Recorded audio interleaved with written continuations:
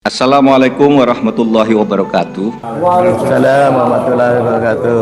Berlanjut dan yang diarahkan atau diinstruksikan adalah seluruh partai politik kecuali partai ada diistilahkan kecuali partai U ya. Dalam satu komunikasi itu kepala biro, jadi kita supaya lancar partai-partai yang selama ini kita coba bantu, kita teruskan kecuali partai U disebutkan. Nah, jadi Bapak dan Ibu sekalian, terlihat sangat jelas gitu bahwa kerja dari penyelenggara pemilu kita ini sangat bermasalah gitu. Kemudian untuk menunjukkan bahwa perintah ini sebetulnya memang dari pusat, kami punya sejumlah data juga, tetapi sekadar untuk menunjukkan sedikit saja di sini, tolong di-screenshot.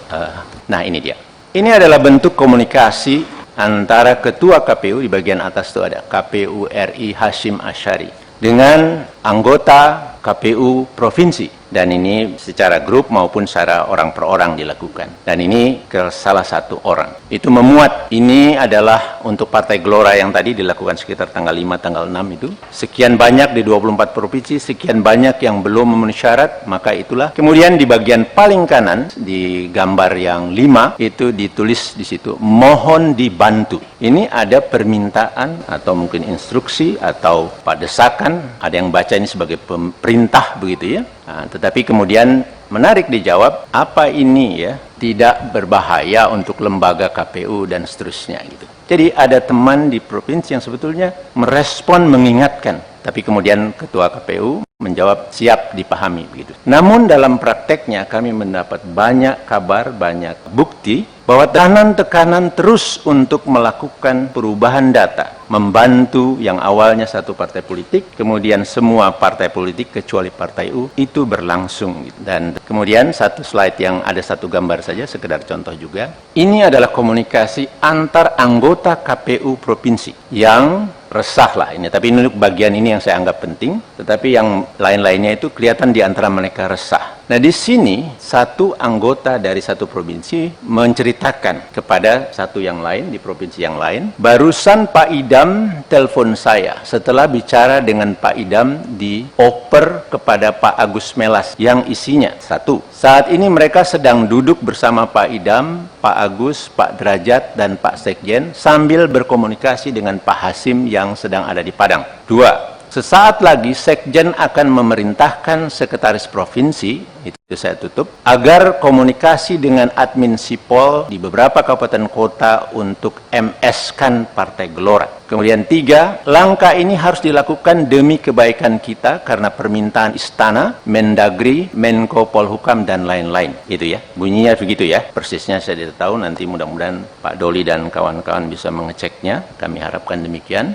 Kemudian yang keempat, Pak Agus juga mengatakan sudah hubungi Pak, nah itu ditutup, itu ada di provinsi yang sama sebagai ketuanya. Karena ini pekerjaan teknis, maka saya hubungi oleh Pak Idam dan Pak Agus minta kita amankan. Ketua KPU Hasyim Asyari dan semua anggotanya harus menjalani sidang pemeriksaan kode etik di kantor Dewan Kehormatan Penyelenggara Pemilu. Pemanggilan DKPP terhadap Komisioner KPU sudah berulang kali. Bahkan Ketua KPU sebelumnya telah ditetapkan melanggar kode etik. Lalu akankah Ketua KPU berpotensi dipecat? Oke, Pak Muhammad, sebelum kita mulai diskusi, kita simak dulu pernyataan dari Ketua DKPP Hedi Lugito berikut ini. Menjatuhkan sanksi peringatan keras terakhir kepada Hasyim Asyari selaku Tradu 1 dalam perkara nomor 135. Ya, nah Pak Muhammad, tadi kita sudah simak begitu ya, itu adalah sanksi yang diberikan kepada Ketua KPU RI Hasyim Asyari, di mana diberikan sanksi peringatan keras terakhir begitu. Nah, apakah dengan bergulirnya banyaknya aduan dan pemanggilan dari DKPP yang sekarang ini, karena sudah berkali-kali, apakah ada potensi sebetulnya akan dikenakan sanksi yang lebih tegas, bukan hanya peringatan lagi, karena sudah peringatan terakhir yang kemarin? Ya, jadi DKPP bekerja itu atas peraturan DKPP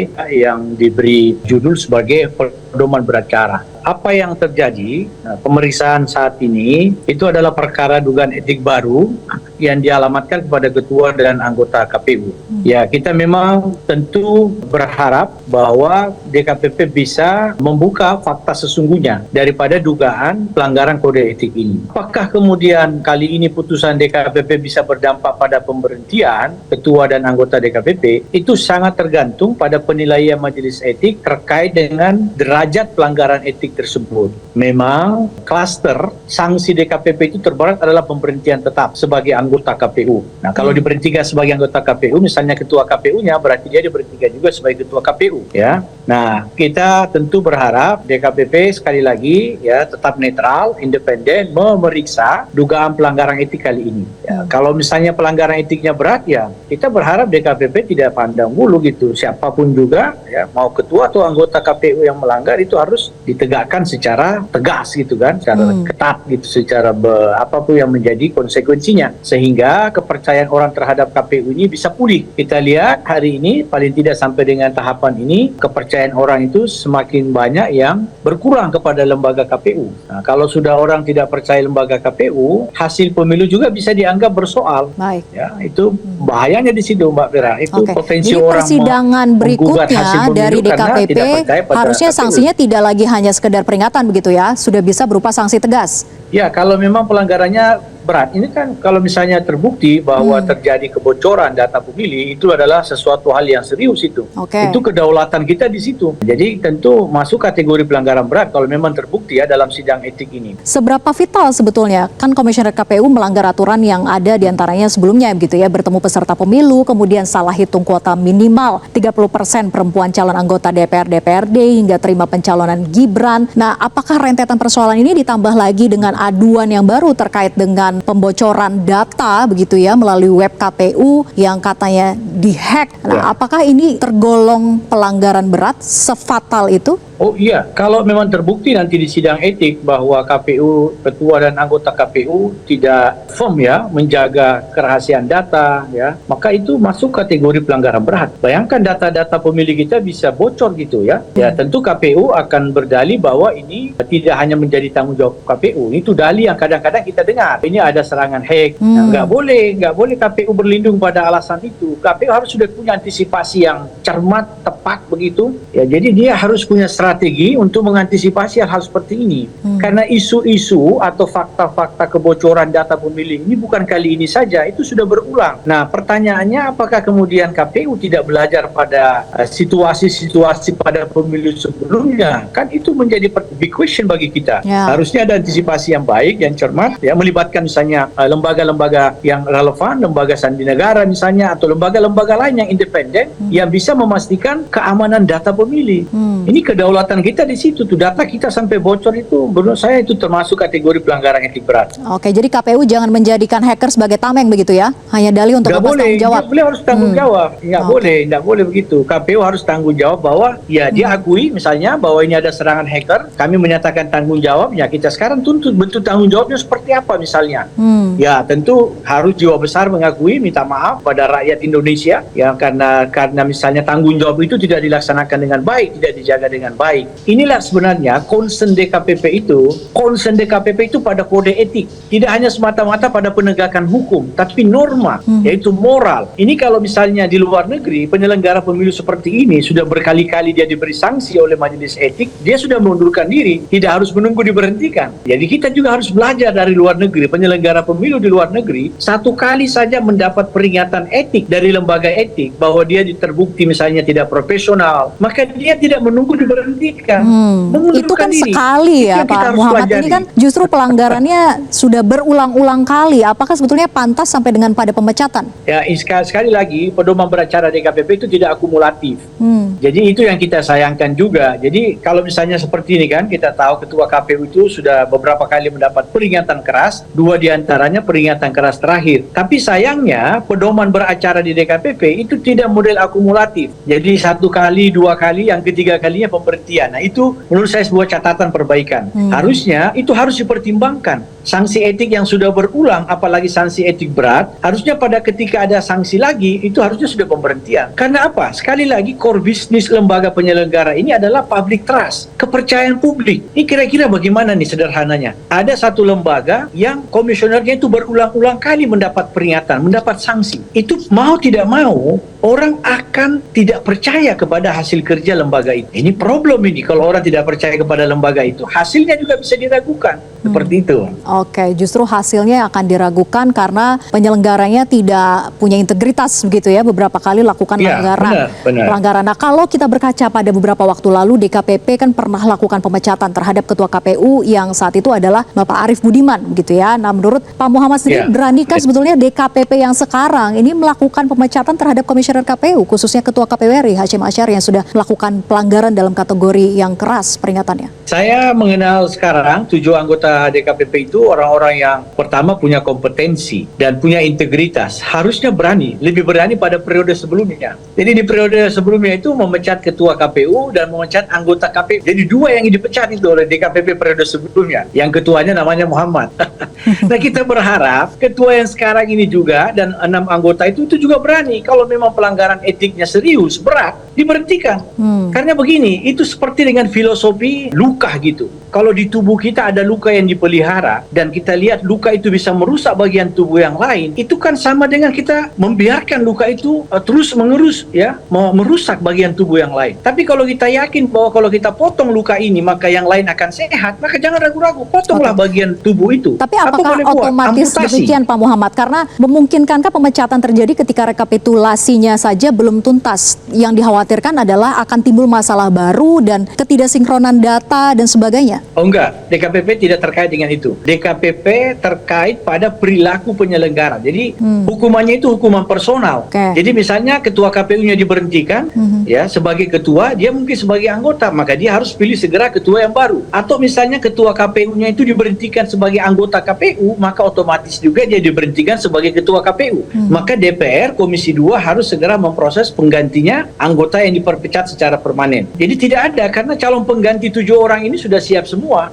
7 nama pengganti 7 orang ini sudah siap semua. Sudah ada presidennya belum, Pak Muhammad? Sudah ada presidennya belum sebelumnya? Ketika rekapitulasi manual belum selesai, kemudian dilakukan pemecatan.